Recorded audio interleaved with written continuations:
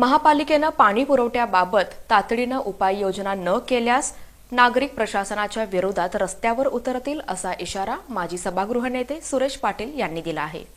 पाणी पुरवठ्याच्या बिघडलेल्या नियोजनाची झळ संपूर्ण सोलापूर शहराला सहन करावी लागत असताना प्रभाग क्रमांक 11 मधील समाधान नगर परिसरात 6 ते 7 दिवसाआड पाणी पुरवठा होत असून अत्यंत कमी दाबानं कमी वेळ पाणी पुरवठा होत आहे। येथील अर्ध्या भागात तर 10 दिवसाआड ही पाणी पुरवठा होत नसल्यानं नागरिकांनी माजी नगरसेवक सुरेश पाटील यांना बोलावून विभागीय कार्यालय क्रमांक 3 चे अधिकारी लोखंडे, अंजना कोणे, दुर्लेकर, शेखर इगे यांना घेऊन या भागात फेरफटका मारला। येथील माता बंधू भगिनींनी मोठ्या प्रमाणात जनआक्रोश केला। बुधवारी पाणी सोडल्यानंतर महावितरणकडून विद्युत पुरवठा खंडित करण्यात आला, त्यामुळे या भागात पाणी येऊ शकलं नाही।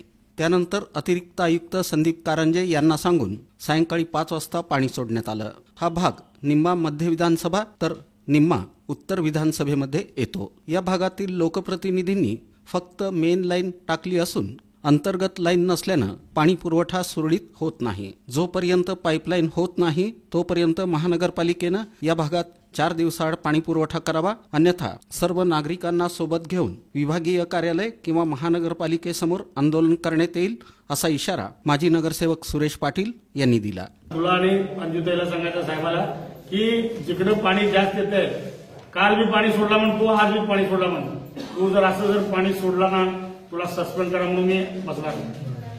तू पाणी सर्वांना समान न्याय द्यायचं, एक मलाच पाणी द्यायचं आणि लोखंडे साहेबांना द्यायचं नाही असं बिलकुल होऊ नये। सर्वांना समान न्याय। यांना एवढ्या लोकांना 3 तास दिला, बंद कर, एवढ्या लोकांना 3 तास नंतर यांना याच्यामधले निम्मे लोकांना 3 तास दे, निम्मे लोकांना 3 तास दे, असं कर। आणि यांनी तुला फोन केल्यावर तू फोन उचलत नाही, तू फोन उचललं नाही म्हणून तू ताईला लावायचं, ताई उचललं नाही मी लोखंडे साहेबांना लावायचं, असं होऊ नये। असं झालं तर यांनी काय म्हणलं आता अण्णा आपण आंदोलन करणार, मी त्या आंदोलनामध्ये सहभागी राहणार। कामाला जाऊन यायचं, पाणी कधी भरायचं, कधी काय करायचं, सकाळी 5ला सोडलं तर सगळे पाणी भरते, सगळ्याच पाणी होते। कामाला कधी जायचं, रात्री झोपायचं, कधी बस बघते आणि दुसऱ्या दिवशी आम्हाला त्रास होतो पाणी येऊन गेलं। रात्री 2:30 रात्री नाही टाइम पाणी यायचं, त्या भैयाला फोन लावला तर फोन उचलत नाही आणि पाणी सोडलं का तेव्हा तोंड दाखवायला येते त्यांनी, पाणी नसलं तर फोन लावलं का तेव्हा फोन उचलत नाही। काम करावं लागतंय त्यांनी, तसं केल्यावर कसं एकीकडे पाणी एकीकडे नाही, कसं बाकीचे मला उन्हाळ्यात पाणी नाही पाहिजे आम्हाला।